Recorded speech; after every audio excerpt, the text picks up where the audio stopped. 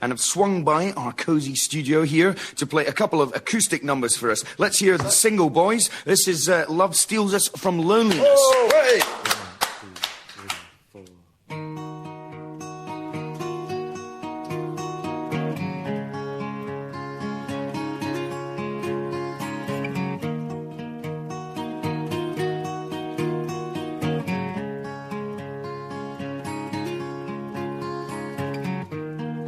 Every step takes a beat of your heart through a city that's falling apart, on a night that rises and clears, in a sky that's clouded by years. And my anger is a form of madness, and so I'd rather have hope than sadness. And you said something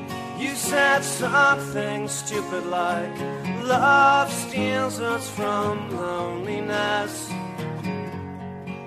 Happy birthday, are you lonely yet?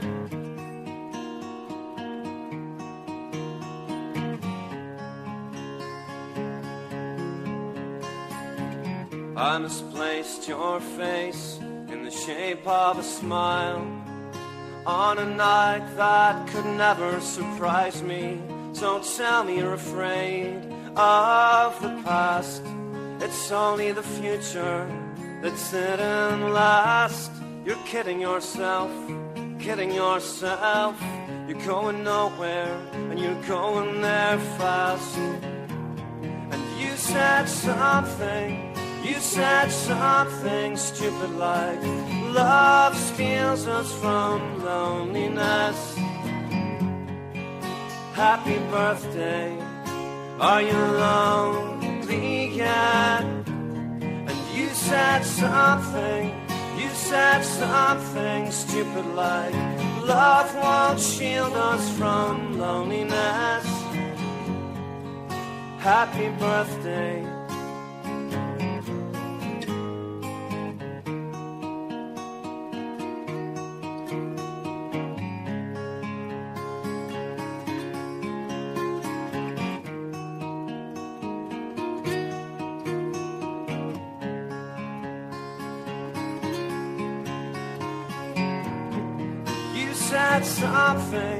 You said something stupid like love steals us from loneliness.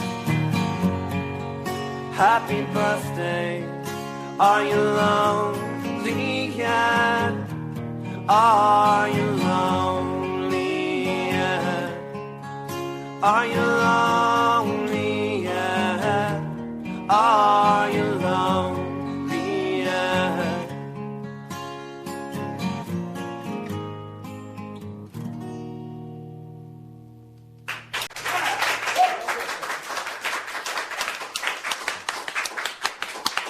That was excellent. Absolutely terrific. You know, and so often when you're doing this job, and sometimes you have to be honest, you have artists come in, particularly from abroad, and you find yourself having to be polite and say, that was great. Oh. But that was really special. Surprising, because I haven't really been in the frame of mind to play in the past day since we've arrived. It's been kind of typically South by Southwest, kind of alcohol-soaked.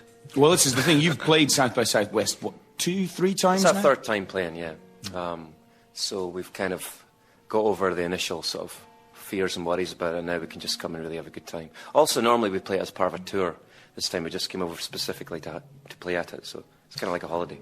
Does the industry thing get to you while you're here, or do you just treat it, this is a concert in front of some people who can enjoy the music? The very first time we played it, we were very conscious that we were being kind of checked out by a room full of people from the American sort of media, and obviously a record company and things like that. And the second time there was an element of that, but it was more like, I think, and now we have such a fan base here that I think the concert we play tomorrow night will just be full of people that are like a normal concert, really. Obviously you're conscious that it's on television, and there are people mingling around from sort of various magazines, but we're just treating it as like a concert. We're just, you know, kind of liberates you a little bit to have a good time, not worry about it so much. Yeah. Our first records were kind of ignored here, so it was 100 Broken Windows was the reference point, starting point for the American kind of music fans that like us, and ever since then it's been, I don't mean we're not taken seriously in the UK, but we are taken more seriously here, I think. Does it work the other way? Has the music that informed you been American? Are you a fan of American music? Yeah, I mean, I think all of us collectively, when we grew up, that was what we were interested in. Because we formed the band around the time of Britpop, the that height of that, and that was an antithesis of, you know, it was everything I hated was that. So we looked to America, and subsequently, I mean, there's lots of British bands I love, but I'd say the majority of the music that we all listen to is still American music, and not just like rock music, country and folk, and a lot of different styles of stuff. Which country acts do you like? Well, I like Laura Cantrell a lot, and obviously I like Devendra Banhart and Joanna Newsom and Bright Eyes and Lamb Chop and all that kind of stuff. Yeah. Ryan Adams and Ray LaMontagne is one of my favourites at the moment. Amazing, isn't it? Yeah. He was supposed to play. Yeah, sadly he pulled out from the festival. He fell ill. Yeah, I saw him play in London last week, and it was, when he speaks, he's like a dormouse. When he sings, he's like a 900-year-old voice. You know, it's just amazing. It's the thing that gets you that record. When you put it on, and you just see this incredible. And also, voice. I love stuff like Cat Stevens and Van Morrison, which is what I can hear in his records. Well, his record. The new album, Warnings, Promises, is it out in the States yet? No, it's not coming out until August. There's always been a bit of a delay with us here, partly due to the record company. It's a different record company, and it's a case of they want to set it up properly. So, and anyway, we're kind of busy until August touring in Europe. So it kind of works out nicely for us. I think of all your LPs so far, it's perhaps the one that sounds most American. Do you think that's going to go down well over here? Yeah, I mean, I think so. I mean, I think there's always been sort of elements in the group of sort of real sort of British sort of sensibility of like the pop song coming from things like the Smiths and a lot of bands like that, and then informed obviously by a lot of American punk rock records and American sort of singers, different kinds of singers. So yeah, I think this record it's got the broadest spectrum. It's got everything from pedal steel to like discordant guitar solos. It's kind of complete, I suppose. Definitely a country sort of influence on there. Yeah, and I guess that it's certainly my favourite of what you've done so far. Maybe that's, as an acoustic music fan, maybe that's what's attracted me to it. I think we're all huge fans of acoustic music, and I think this is the first record that's audible on. I think there's moments of it in our other records, but this is the first one we've put out when it's quite clear the kind of music that we're inspired by. It's fantastic having you here do a personal concert for Vic and I in this tiny room with your acoustic setup. But what was the experience like doing the Tsunami gig, which was, I guess, a similar setup but in front of 10,000 fans? It was just really good fun. It was one of those days where you can't walk 10 feet without bumping into someone you know. And like as well. Yeah, I mean, just loads of really good Scottish bands we're all friends with, and just hanging out, obviously, for an extremely worthy cause as well. It was just really good fun. We were just saying as well, for like a line-up with such international clout, it was like essentially like local people that knew each other. We knew all the bands that were playing at it, and so socially it was great fun. But playing an acoustic gig in front of that many people... Yeah, I think that was obviously nerve-wracking because there was no sound check and it was basically on and off. Yeah. But there was a real spirit to the people that went to the crowd, that were in the crowd rather, that I don't think anyone was bothered. It comes back to the songs as well. No matter what the musical setup is, if the song is strong enough, it's going to hold the attention of a crowd. Well, we did an acoustic tour in January, and it was really important for us to be able to present our songs like that to an audience that primarily know us as a noisy rock band. And, I think there was genuine surprise in the crowd each night, because we had our violin player playing with us, Jenny, and Colin got his accordion, and it was just a I can't even say that word, reinterpreting, our old songs in this new way. Now, we're out in Texas. It's your third time. You're relaxed. The weather is getting better. It was pouring with rain. It was grey and miserable when I got here. It's actually starting to resemble Texas again. You're not only doing your showcase gig, but you're going to do a party, I believe. Well, we have friends that work for a magazine called Spin, and they're putting on this party in one of their friends' house. It all sounds very vague to me. Right. And we're playing in their living room. Are you going to do cover versions? Well, yeah, I think it's not really the environment for sensitive balladry. I think it'll be. I think we'll stick to our raucous numbers for that one. Your cover versions are picking up quite a reputation now. I keep expecting to find them on eBay. Yeah, well, we've started doing that in the last few years. We do a lot of number things from like the Ramones and to a lot of folk stuff like Vashti Bunyan and different things. So yeah, we're starting to get a real collection of songs that we can play live. Yeah, and let's not forget Simple Minds, Robbie. Yeah, well, come on. Yeah, well, we do play that sometimes. But the thing is, we played that in a gig in Forres. We played up in the northeast of Scotland, and we played that. a whole set of our songs, which went down pretty well, and then we played that at the end, and it was people just going crazy and dancing, and we were thinking, right, never play this again. It just shows your own songs up, you know? You're enjoying it too much. Are you going to be out and about watching other bands as well? Have you a list of things you want to see? Yeah, I mean, I kind of have a more sort of zen approach to South by Southwest, to just kind of end up where you end up. Because otherwise you can just be running around bumping into people all night. Quite literally bumping into people because people are so drunk by the time, 11 o'clock comes around. Mm-hmm. OK, we're live at South by Southwest on Radio Scotland. iDLEWiLD are here. We're going to get one more song out of you before you go. OK. Guys, what else are you going to do? We're going to do another song from a record called Not Just Sometimes But Always. Excellent.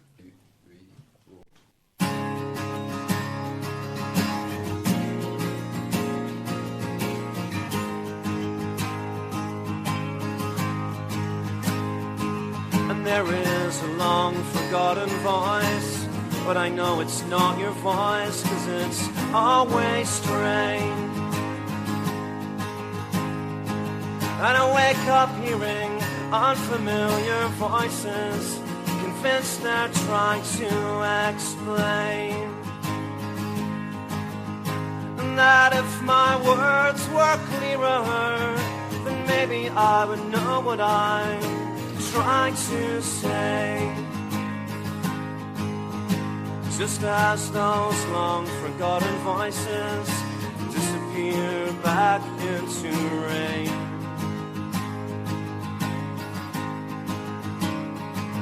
If I was born the same day that you died, should that make me try? I was born the same day that you died. Should that make me feel more alive? Not just sometimes, but always. I know what I know. I know what I know.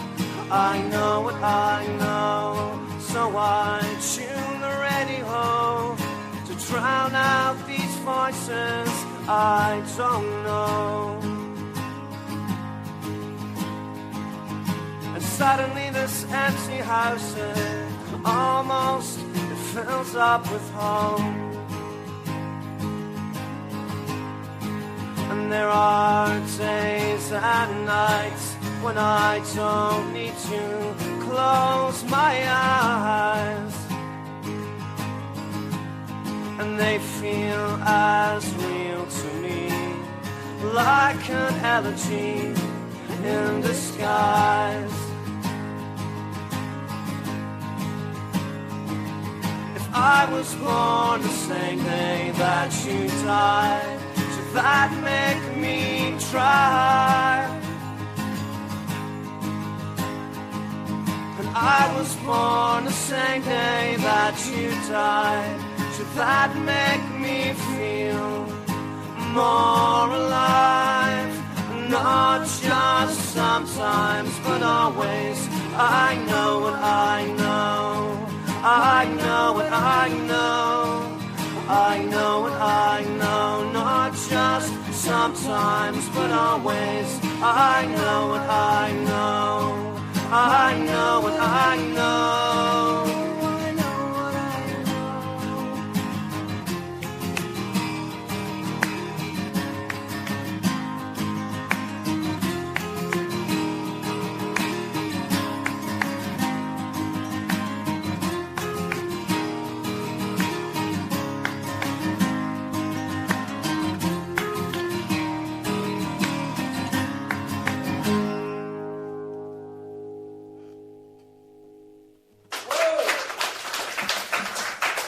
Excellent.